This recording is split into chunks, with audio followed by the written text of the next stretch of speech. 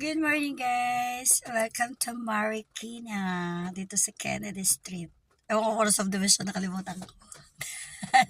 Nasa location. Pero si Google lang talaga nagdala sa akin dito. Kasi syempre, nang binigay yung location doon sa GC, doon lang naman ako nagbe-base. So, tinatype ko yan sa Chrome. So, doon na. Hanggang sa mapunta ako sa Google Map. So, Google lang nagdala sa akin dito para ma-reach ka doon location.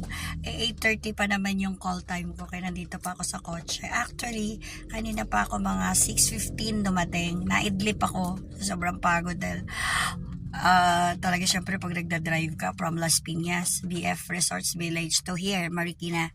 So, ang layo po. So, kailangan alerto ka talaga lalo pag puyat ka. Kaya nang pagdating dito, nakiusap ako dito sa garahe po ng mga truck. Oo, malapit po ito sa location, nandyan lang po sa likod. So, nakiusap ako dyan sa mga driver niyan. Kasi daw itong truck sira, di daw ito nabiyahe ngayon. Oo. So, sabi ko kung pwede ako makiparada dito dahil dyan lang ako sa shooting. Pumayag naman. Mabait naman sila. Tapos, bumili na lang ako ng biscuits doon sa sari-sari store ng mga wife nila. Kasi may mga sari-sari store dyan sa tabi-tabi. Eto, umuulan na. Maambon.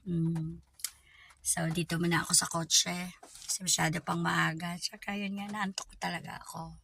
Pwede pa ako umidlip ng at least 1 hour. Kasi ano pa naman 7:30. So, pwede pa 8:30. Talagang antok pa dahil kahagabi magkasama kami nila Joy at ni Isa. Hello Joy and Isa. Ingat kayo dyan sa Bulacan na ulan. Kaya mahirap talaga pag walang sasakyan pag ganito ang sitwasyon.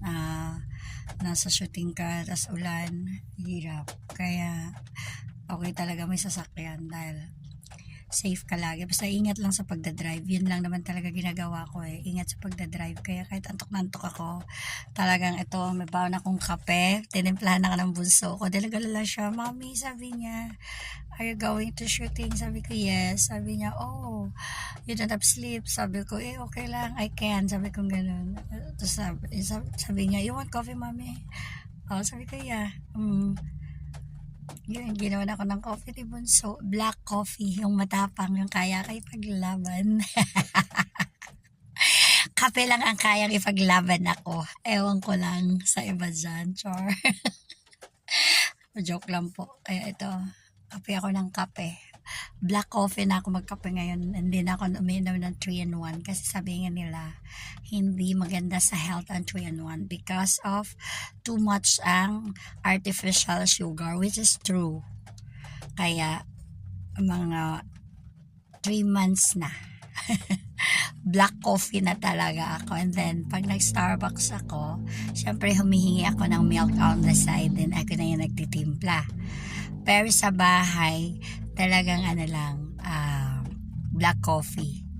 So, ito yung baon ko, black coffee. So, kumain na ako ng tawag nito. Nakalimutan ko na. Fudge bar chocolate flavor. Hansel biscuits. Ano pa yun? Yung fita. O, diba? The 3 kinds of pinartner ko sa kape habang nakaupo ko dito. Oh, ganun lang. Tapos nag-check ako sa cellphone ko. Oh my God, ano na pala? Puno na storage. So, nag-delete mo na ako para makapag-save ako ng another video. Para may pang-upload ako. Syempre, kailangan natin ng income from Facebook. Kaya kailangan lagi mag-video. Kasi kung hindi, di ko naman kailangan mag-video eh. Ala eh.